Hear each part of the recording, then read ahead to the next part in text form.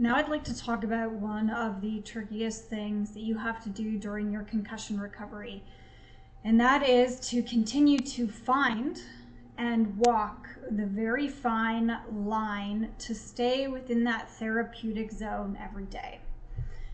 I talked about in my previous videos how if you're doing too much, you're going to hit that activity crash response. And if you're doing too little, you're going to be avoiding things. You're not going to be exhibiting enough symptoms or any symptoms at all.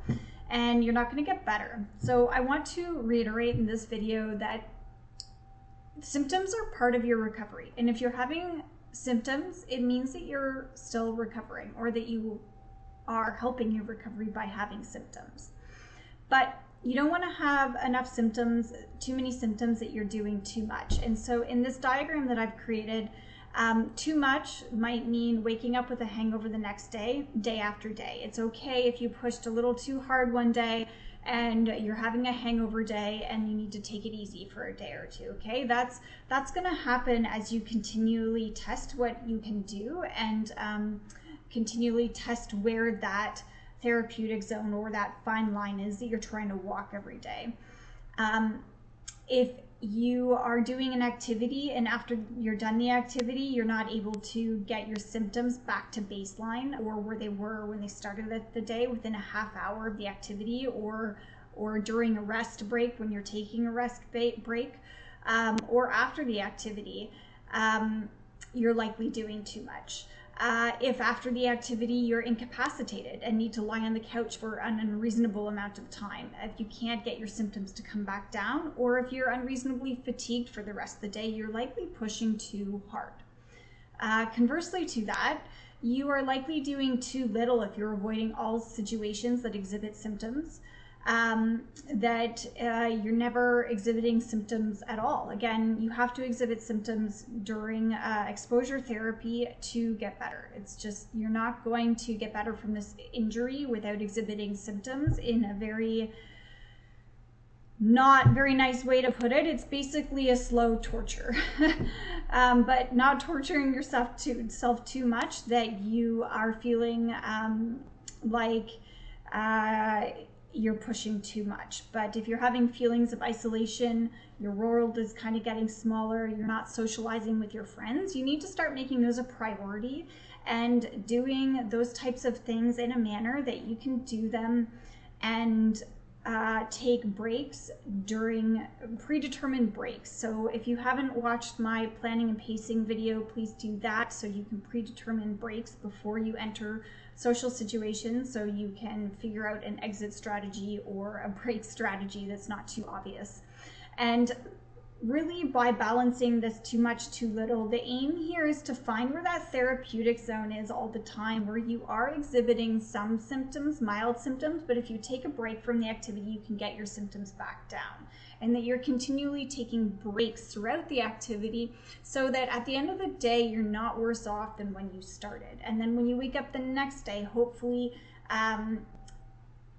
you're not worse than the day you were before. And this is the path ultimately to your recovery, to get better. And you'll find over time that whatever this baseline is here of this therapeutic zone, it will increase as you continue to walk that fine line. And concussion recovery can be extremely frustrating because this fine line changes. Some days it can seem way up here and other days it's like way down here, and there doesn't seem to be any rhyme or reason why.